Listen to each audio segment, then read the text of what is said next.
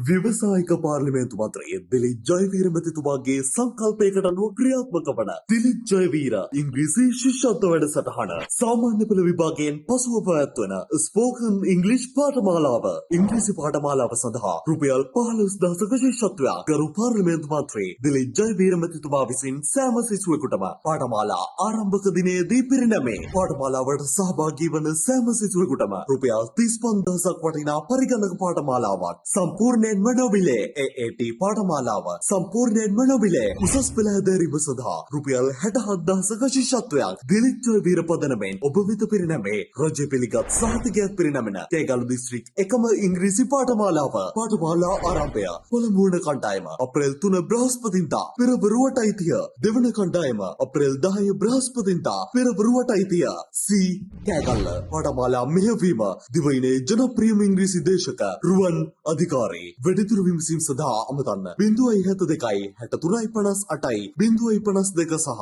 071 96.2 310